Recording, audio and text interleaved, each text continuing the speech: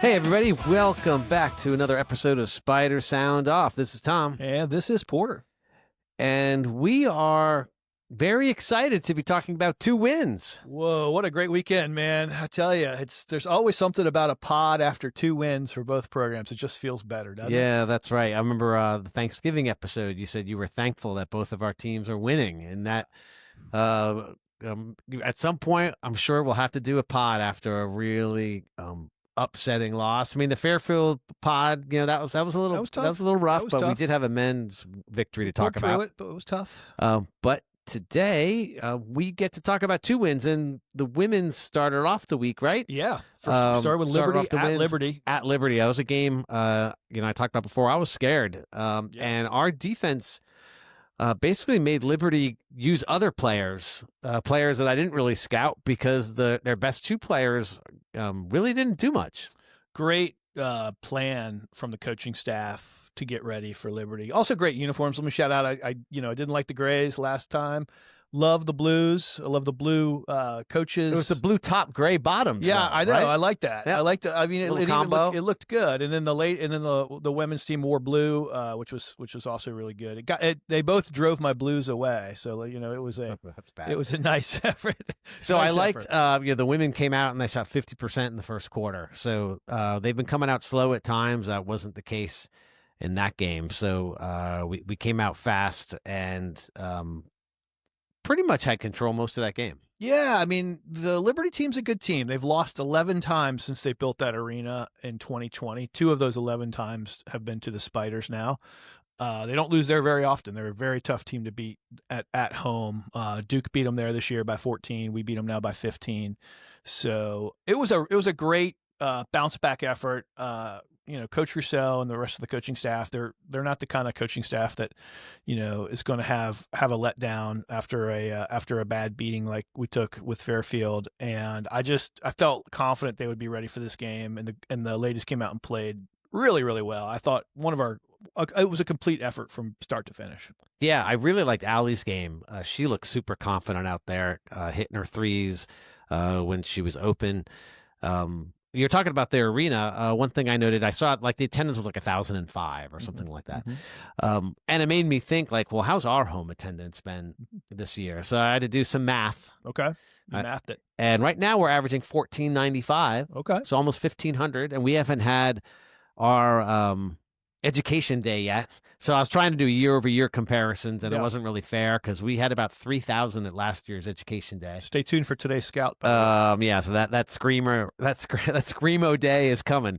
But yeah, I thought the attendance didn't look really strong, and it just made me think. And it's good to know that while Liberty may have a great home court advantage, at least they feel like it. Like we've got 50% more fans, and we've been winning at home as well. Yeah, we're tough at home as well. Go back to that November 2022 game. Maggie and Rachel were both freshmen in that game. They played 28 minutes combined, and they scored 5 points. So what game are you talking about? I'm talking about the game where we beat Liberty in 2022. So we've beaten them twice now at home since they opened that arena. So if you go back to that game, why I think it's important is because if you think about our freshmen that we have on the team now, and let's say you're not playing as much as you want, or you haven't gotten on the court as much as you want to be there. Think about Maggie and Rachel, 2 future Hall of Famers, one whose jersey will most certainly hang in the rafters in Spider Athletics. Playing that freshman year, 28 minutes, 5 points combined. There's time to evolve. There's time to grow. This coaching staff is unbelievable at developing talent. Look at the step Allie took between freshman and sophomore year. Look at this step Alicia Newell's taking this year. Yeah, but what does that say about Perchetti? Didn't she have 7 points in the game? No, she had 10 points in that 10 game. Points or maybe in the game? more. I mean, that's what I'm thinking about. Yeah. Perchetti is breaking all sorts of molds right now. So she's really moving in the right direction. I thought Rain Wright, she played only 9 minutes in that game. She had 2 buckets, but both times she took her woman off the dribble, went to the rim, laid it in, and they were both contested shots. But she showed confidence. She showed aggression. That's really, really encouraging to see. So I think overall, the ladies' team is, it's where we need them to be right now. Yeah, my favorite play was Maggie's play at some point where she was at the top of the top of the 3-point line and kind of looked inside for a second, and then was just like, yeah, I might as well shoot, and just launched a three. I mean, when you're trying to defend her or defend our offense, there's a lot of moving parts. And at some point, you know that Maggie can rack up those assists as well. And you're kind of waiting for her to make a pass, and she's just like, well, I'll just shoot it in your face and score. Yeah, and the great thing about that game was, we didn't need the three to beat them. Like, we actually got the majority of our points from inside the 3-point line. And one thing I'll say, like, if you notice our team, like, the way we stretch defenses, because we have so many shooters, is just magic, right? I mean, you stretch the defense, it opens lanes to cut. It allows the ladies to figure out, to read and react to what the defense is presenting them. And you get just a lot of movement towards the basket. I saw, a lot of that in this game. And I thought the motion looked really good. I thought, like you said, our defense, the way we scouted them and shut down their best players, looked really good. Just an all-around great game. I mean, it's just one of those games where, like, okay, we have now taken a little bit of the pressure out of the system that came after the Fairfield loss, moved back up to number 44 in the net. Again, that's squarely on the bubble for an at-large in the NCAA tournament. The A10 is improved, I think, across the majority of the conference this year. So, Davidson's number 43 in the net. That's two chances for good wins coming up. Rhode Island's 56. George Mason is 70. We still have Penn State, who's 72, and St. Joe's is 80. So there's a lot of good teams that we still play. So as long as we don't have any bad losses along the way, and we get 3 or 4 of those 6 games to be decisive wins, I think we're still squarely in play for an at-large. Yeah, and what's nice about that win against Liberty, we know Liberty's a good team. We're playing on the road, and we didn't shoot well from 3. Right. It's not that we didn't try. Right. We just didn't shoot well from 3. So, I mean, there's a whole nother level, and I think we're both still hopeful that kind of our 5 position can turn into something that contributes a little bit more. I think there are spurts where you'll see kind of a bunch of assists or a good rebounding day or a good scoring day. It's kind of, if we can get that position to just combine for 8 points a game and 5 rebounds a game and 3 assists, I think they can get there. They're just not there yet. I think the thing that to me is most encouraging is we have not played our best game yet. Yeah. We have not. Like, we have not had a game like Fairfield had against us. There will be a game like that this year. I don't know who it's going to be against, but the ladies, they're going to have a game where they get hot and they shoot 50% from 3 for the game, and we win by 25 against a good team. That's coming. If that happens to be in the A10 tournament, great. I mean, if it happens to be in the NCAA tournament, great, right? Like, it's coming. And it can happen more than once. And so, we've got better. I mean, the thing I love about Coach Russell and the staff is they're building for the A10 tournament. Everything is a work in progress until we get to that tournament. And the team is very much moving in a positive direction. Yeah, we have some setbacks, right? We've played an incredibly brutal schedule. Navy was a really good team. It seems like every game I've been saying this is a really good team. Yeah. Liberty, Green Bay, Fairfield, TCU, Texas. By the way, both still undefeated. So, yeah. We've got some real potential, I think, to be special this year. But there's going to be bumps along the way because this is still a work in progress. We're still getting better. I know, it's not going to all look good together just yet, but it will eventually click. And when it does click, watch out. Well, what was nice about that game being pretty comfortable midway through the fourth quarter is that it allowed me and my wife to leave a little early from home so we can get the Spider Brews on time. Spider Brews. So you heard us talk about it in our last episode. The Spider Brews, I think they do it twice during the year. This was the first one. Solid event. And solid event. A lot of local beer. And by the way, can I just say that was a nice segue from the end of the ladies' game to Spider Brews, so we can talk about the men's game? Yeah, that's right. So what was Spider Brews was good. If you've never been there, again, a lot of options of craft beer. Kind of mostly local, a couple non-local, but mostly local choices. There's a little bit of food. I mean, there's plenty of pizza. So if you like the Papa John's pizza, tons of pizza. They had some soup, which is a bit odd, like these little shots of soup. But they were good. It's good flavor. And then they had, I think, Morrissey's Catering, who's one of the Richmond sponsors, who had lots of sandwiches and chicken fingers. By the time I got up there wasn't much left, but Laura told me she saw some people with like a plate like filled with sandwiches and tons of chicken fingers. Do you know anyone who would have done that? I have no idea. Honestly, if I see the person, I'll let you know. But that's just, yeah. I mean, who lets the person take that much food? Yeah, I don't know. Yeah, the catering was fine. They could use a little more supervision. I think the student sitting there was just kind of like take whatever you want. Yeah, absolutely. Versus like you get one serving or whatever. But anyway, in fairness, I'm a big guy, so like it takes a little bit of food to fill me up. You need a pile of sandwiches. I need a little bit of sandwich. Okay, so had some fun at Spider Brews. Went over to the game.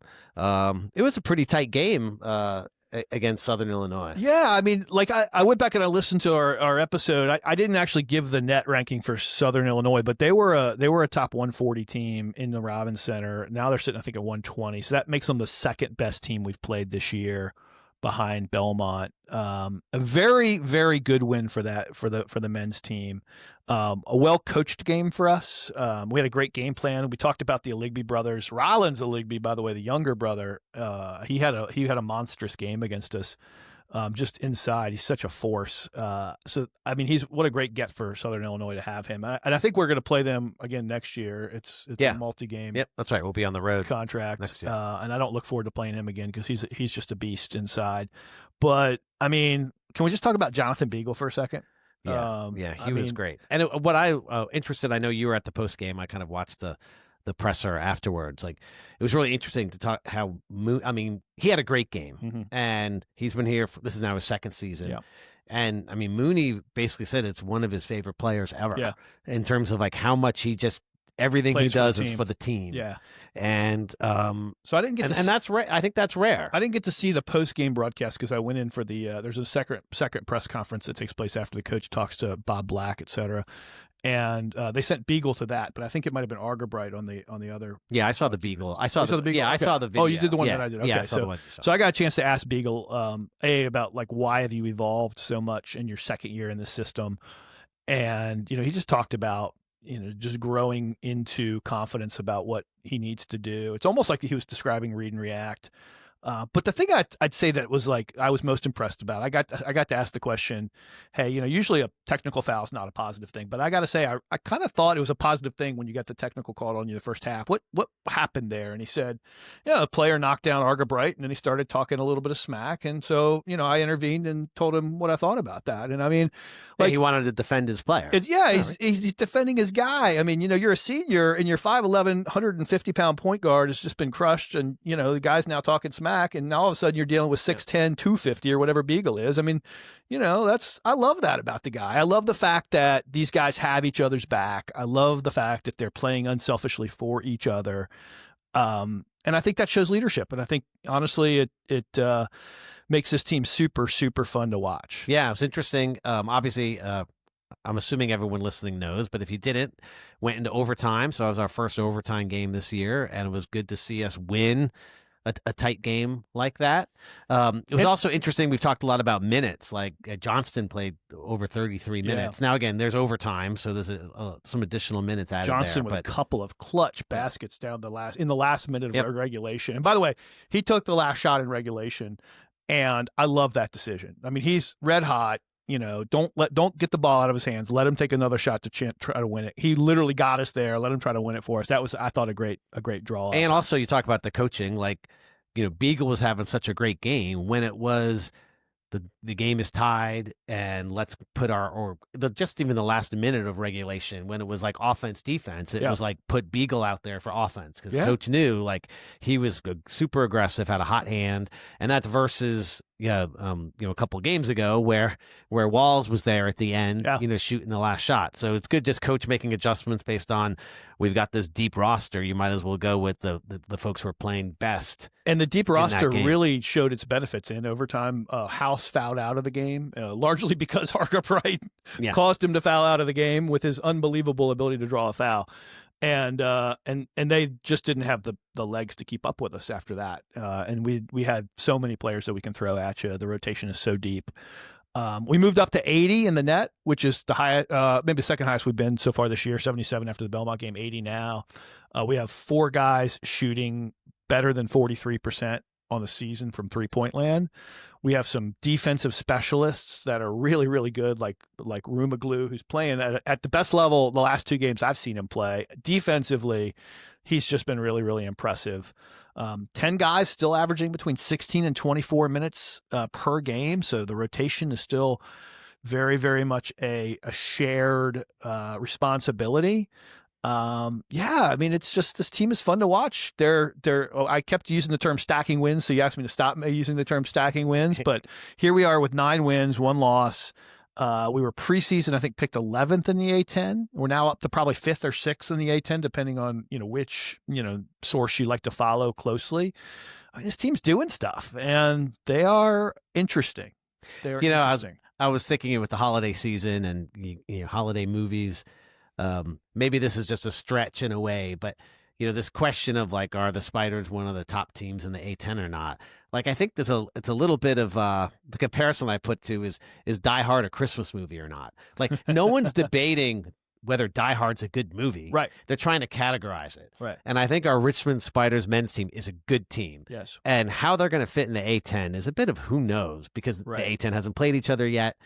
No one's had a great out-of-conference A10 run where they've beaten like every, top team that they've played. Like, you look at VCU, St. Louis, George Washington with a terrible loss this last 10 days. Like, everyone's kind of stumbled. So, while we'd love to be undefeated, right? 9-1, like, we're looking as good as anybody. But we will find out soon enough, because here's a question for you. New Year's Eve, we've got George Washington at home. Are we the most surprising team in the Atlantic 10 this year? Yeah, I think so. On the positive side. Yeah, on the positive side. Loyola, you could argue Loyola's been so bad that they're more surprising. That's true. I don't think anyone right now, if they had to rank, would say like, we're going to be 10th in the conference. Right. Like someone may put us at 7 or 6 or 5 or 4, like, but no one's putting us at 10. And I would say, I don't think anybody right now in the A10 would be surprised if Richmond won the A10 tournament. Like, we might not be favored to win it right now, but nobody would be surprised given how this team has looked through 10 games.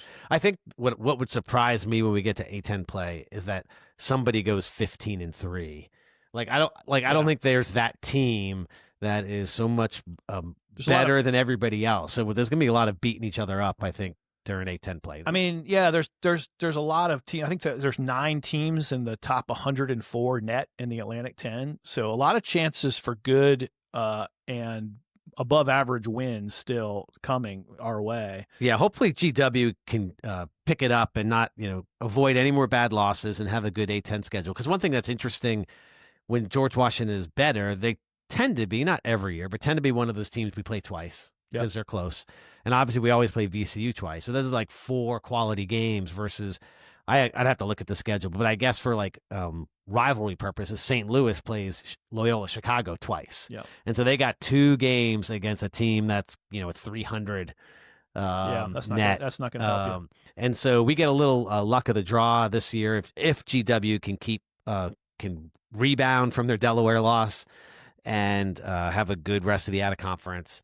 Hopefully we can beat them twice, but those 2 wins will be meaningful versus, it's a few years ago, they were pretty bad, and we'd play them twice, and it didn't help anybody. One other kind of thing I think we've talked about it a lot, but it bears mentioning. Aiden Argabright is becoming a force of nature for this team, and he's a freshman. He's a freshman. He's our leading scorer, right? He's our leading scorer. I think he's more than that. If you look at all of the different sites that track advanced metrics, he's kind of the best player on this team this year. On a team that has a lot of good players and a lot of people playing well, he's been the best player. And it's just super impressive for a freshman. Like, it's just impressive stuff. It would be interesting to see, since we play such a different brand of basketball with so many players that play and being so deep, that, and this is, a dreamer versus being realistic, but imagine we go, 14-4 in the A10. We're in second place. Everything kind of continues in terms of the rotation, and we have no one in the top 3 teams when it comes to A10 awards, because if you look at the stats, such a shared responsibility. We don't have any, but we'd be, second in the A10 and, win the A10 tournament or have a great seed, because those rankings come out right before the tournament. But it is kind of interesting. Like, I think before the season, Walls was third team. Yeah. And we had no one else listed. Yeah. I know we've got, some good players on the defense, and we've got Argerbright, who will probably get on some sort of rookie team. Yeah, But in terms of top 3 teams, like, we can have an incredible A-10 season. That doesn't mean anyone makes those teams. We're going to get some people on those teams, though, just because, like, if we play as well as I think we could, during the conference play, there's a real chance that everybody's going to have to study what Mooney's done here and just either copy it because it's been so effective, or hand out some awards just of appreciation for what's being done here. I mean, we're the only team in America so far that solved the Belmont pack line defense. I mean, they've only lost 1 game this year. We've got now decent wins against William & Mary and Southern Illinois, both top 125 teams. I mean, it's working, and it's working, and it's working well. And the thing about the schedule, we'll talk about that for a second. I mean, it was not the schedule I think people wanted, but it might have been the schedule we needed. Like, it might be the schedule that Mooney needed to exercise last year's demons, right? Because that team last year had a rough time. So he built it in a way that we've been building upon each game successfully. And, it's positioned us to where we're still very much in contention for an at-large. Now, I'm not predicting we're going to get an at-large. That's not a hot take for me right here, right now. We're still 80 in the net. We need to be like where the ladies are, top 50, to be in that conversation. But I would not be surprised if we're top 50, if we finish out the non-con without a loss. And I know we got a tough game at Elon you're going to do the scout for today. But if we finish out the non-con without a loss, and then you beat George Washington on New Year's Eve, you're going to be knocking on the top 50 in net. And all of a sudden, it's a long way to go. When it we're is playing 300 I know and something ranked teams. But anyway, let's move ahead, because we do want to talk about some games coming up. So Tuesday at 11 a.m. Yes, the women are home against Bethune-Cookman. The 2-7 Bethune-Cookman. That's on ESPN Plus. Technically, their 2 wins did not come against D1. Okay. So they have 0 wins on the D1 It is season. Education Day. So if you want to hear a lot of high-pitched elementary school screams, I recommend you go to Education Day to watch 11 the a.m. women. game. I'll be there. I'll be Section 18 watching the ladies play. It's going to be loud. I'm not going to lie to you. Just take an aspirin, because it is high-pierced, kind of like very loud, almost like, if you were sleeping, in the outback and there was a flock of bats screeching above you. That's kind of what the sound. Outback? I don't know where the bats live. I mean, I'm just like trying to wing it, right? So I mean, but there's a lot of like really loud, shrilly kind of voices. And everyone, I think most people know what a bunch of a bunch of elementary school or middle school screaming. Unless you've heard 4,000 of them together in an arena, you probably don't know, because it is really loud. And I mean, look, I love the fact that the ladies feed off the energy, and it's great for attendance, and it's really good to build the game. And I'll definitely be there because I just love the game. But it's definitely loud, and loud in a way that you're not used to. Does Bethune-Cookman have any chance? 0.0. Yeah. What? Tell me about this team. Are they just bad? Yeah, look, they're a D1 team, so you can't take them lightly. That's the thing I'll say that's probably the best up. They're number 324 in the net. The game's on ESPN Plus, by the way.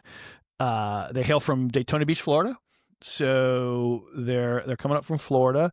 Nobody on their team's averaging double digits in points. The estimates of our victory margin are somewhere between 35 and 50. Wowzers. Yeah. So it's going to be a game where I think you see a lot of... The kids will enjoy that game. The kids will enjoy that game. Our team should enjoy that game. I mean, they've got some size. They've got some players who can disrupt, but it should not be much of a test. It'll be the kind of game that'll be fun to watch, because you'll see a lot of our reserves get some time. Here's a thing for you, and this has kind of been on my mind for these next 2 games. If coach wants Maggie to get the triple-double, all he has to do is play her 34-plus minutes in these next 2 games, and I bet she'll get a triple-double. That being said, I don't think he's going to play her 34 minutes in these next 2 games. So she would absolutely dominate these rosters that are coming up. But at the end of the day, it's going to be a game. Our ladies will be able to work on some stuff. We'll get a lot of the reserves some time, which can help them build their skills and confidence going forward. It'll be very loud. It'll be a fun game to be at. Heavily recommend you go, just because just the experience of being with 4,000 shrieking kids is an experience that everybody should have once in their life, I think. Okay, so after the women are home and beat up on Bethune-Cookman, the next day, Wednesday, normal Wednesday night game, 7 p.m., the men are at Elon. Yeah. That game is on Flow Sports, so I recommend you listen on radio. Flow Sports. It's on the road, right? Yeah, it's on the road. It's at Elon. Mm-hmm. Elon, they are 5-4. Their real problems that they're inconsistent. Mm-hmm. They have Coach Billy Taylor is their 4th year leading the program. You look at his history, been at a few different programs, and 500 or a little over 500 is kind of the best you get out of that guy. They were picked 12th in preseason CAA, so they're actually exceeding expectations at 5-4. They're 156 in the net, 162 in Bardovic. Mm-hmm. So they're not the worst team we're going to play. And it's a road game. And it's on the road. Yep. Interesting.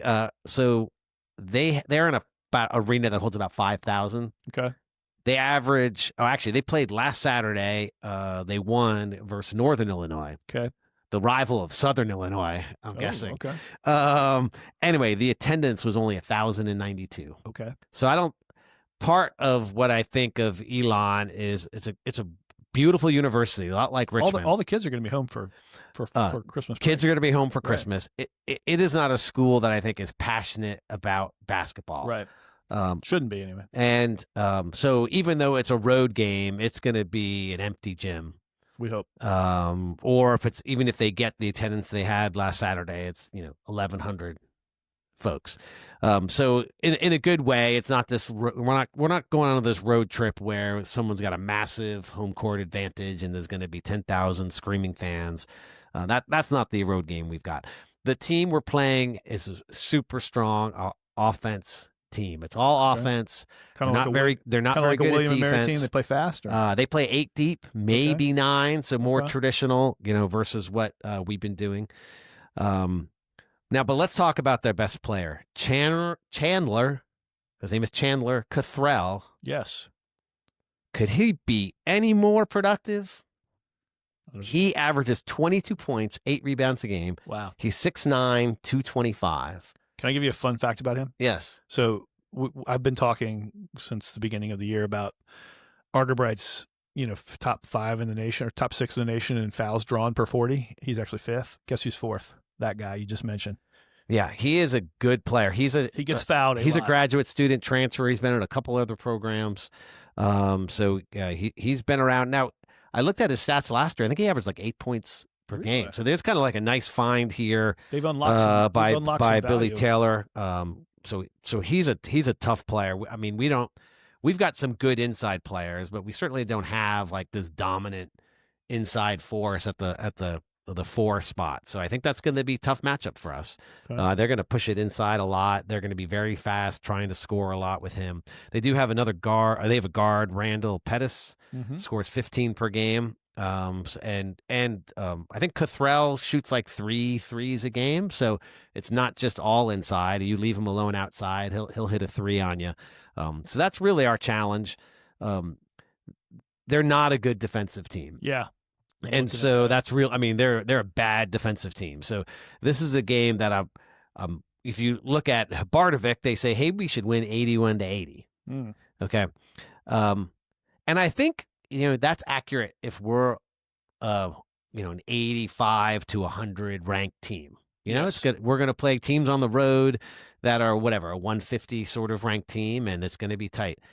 But that's not what I think we are. I mean, I think we should beat them by a lot. Okay. By a lot, double digits.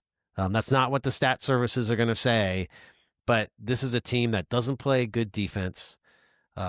They're not this lethal 3-point shooting team. They're fine from 3, but they're not, lethal from 3. 35% looks like. And have they, are they going to be ready for going against kind of our 10 deep rotation that plays good defense, that kind of hustles, kind of fights for loose balls, is a good rebounding team defensively, and getting a little bit better on offensive rebounds. Common opponents, they lost to Furman Yep. at home by 9 and beat Gardner-Webb by 11. Yeah, and so again, they're an inconsistent team. They can score a lot of points. So, like, if we go on the road and think we can just naturally beat a team like that, we're in trouble. But that's not how coaches. I was a little concerned when I things. saw the Bardovic saying we were only like 51% like likely to win the game, and then and Ken Pom has us as 66% likely to win it.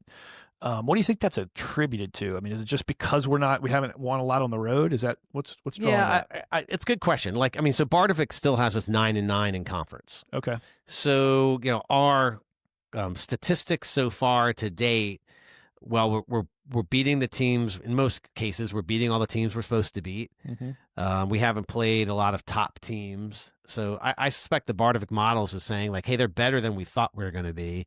But they've, I think they've gone from 19 wins to 21 wins, and maybe in conference we are going to be, 7-11, and now we're 9-9. But they don't have us being a top team. Right. They have us like a middle A10 team, and I think a middle A10 team going to a place like Elon is going to have a really tight game. Obviously we're biased here, but I think we're higher than middle. I think A10 team. I think we're on the upswing for sure. I mean. I like our chances to win this game. I think I'm kind of with Ken Pom. I don't have it like being as close as Bardovic has or Bartorovic has it. I think it's going to be a game we should win, but we have to show up. You cannot take a team lightly on the road, no matter who it is. And if we have at-large aspirations, which I know we do, you got to win these kind of mid-range, games against teams that are like right around 150. And even if they're on the road, you got to win them. Yeah. Well, before we wrap up, I want to mention that Porter did go to the post game conference. The post game meeting with the coach and with the player. What you didn't know is I went to the post game. Okay. Because I went to the tavern with some friends afterwards, and we were there for, 15, 20 minutes, and Coach Mooney came in and said hello. Did he really? So he was there having dinner with a couple of the coaches. Okay. His wife was there, and so it was kind of a nice, and the place was was late, so it was empty. He had some privacy in the back to kind of hang out with the coaches and enjoy the win. That's but it was kind of a nice surprise to see him come in there and said hello to our table. So it was a fun way to end the night. Awesome. Well, glad you got over to the tavern. That's a great, post-game tradition. I thought you were, you said you had something else to do, so you weren't working at the post-game presser with me. So now I figured out what that was, right? That's right. Continue the post-game revelries. Well, thank you guys for listening today. As usual, kind of like, follow, subscribe, tell your friends. Thank you so much for listening. We appreciate it. Hopefully we have some, it sounds like what should be an easy but loud women's game on Tuesday, and then a road game on Flow Sports. Again, you can hopefully listen to Bob Black on the radio. If you're in the Elon, North Carolina area, turn out for our Spiders. You might just help us get over the hump there. So yeah, that's right. Well, until next time, this is Tom. And this is Porter. And this is Spiders sounding off. See you.